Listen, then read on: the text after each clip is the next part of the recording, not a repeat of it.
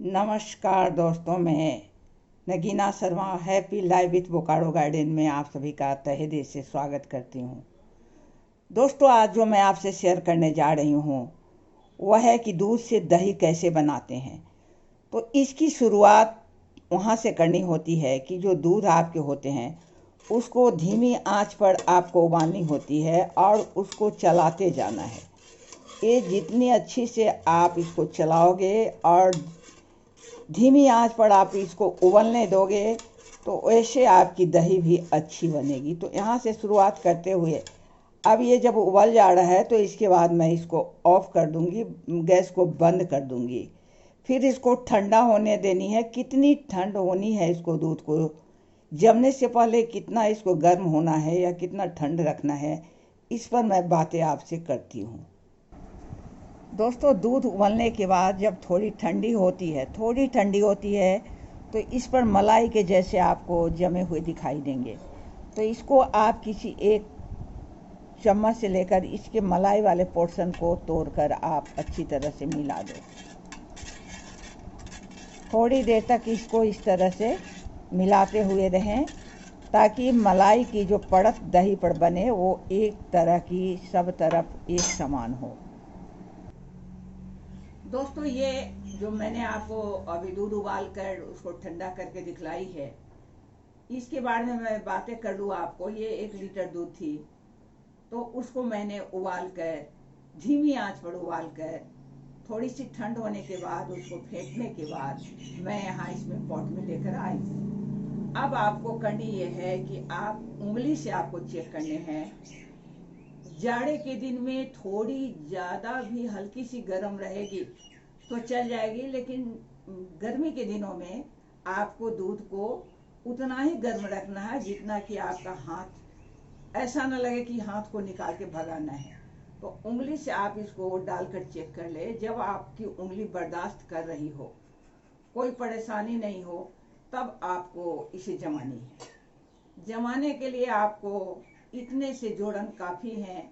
इसको हम लोग यहाँ जोड़न बोलते हैं। ये दही ही होता है। तो इसको निकालने के बाद दही में इसी में से निकाला हुआ थोड़ी सी दूध आप मिला दो ताकि ये सब बराबर हो जाए। जो है मैं पूरा ही डाल देती हूँ।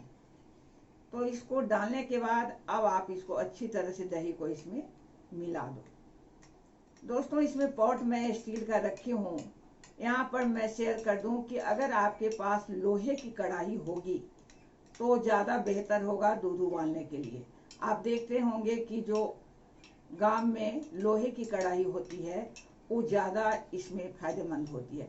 फिर भी अगर कढ़ाई नहीं है कोई बात नहीं है, किसी तसले में स्टील वाले में भी चलेगा।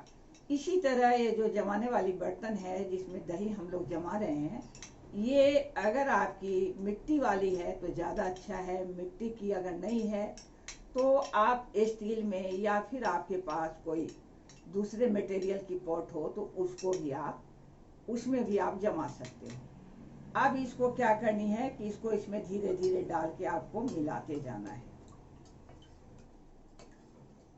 ये अंतिम बार इसका मिलाना होगा। जब ये आप मिला दोगे, एक बार जब जोड़न आपने डाल दी है तो अब आपको इसको हिलाने नहीं है। इसको अच्छी तरह से मिला दो, जितना भी मिलाना है मिला दो। मिलाने के बाद आपको अब क्या करने हैं कि किसी में ये वाला ढक्कन है, इसी को अभी यहाँ पर है तो इसी से ढक के दिखला देती हूँ। आपको अच्छी तरह से इसको ढक देनी है। गर्मी के दिन में ऐसे भी ये आप करोगे तो ये जम जाएगी, अच्छी जमेगी।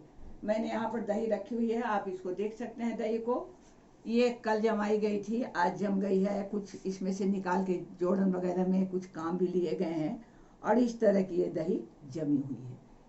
कुछ खाए भी गए हैं। तो इस तरह से अभी गर्मी के दिनों में तो ये खाने में बहुत अच्छी लगती है दही।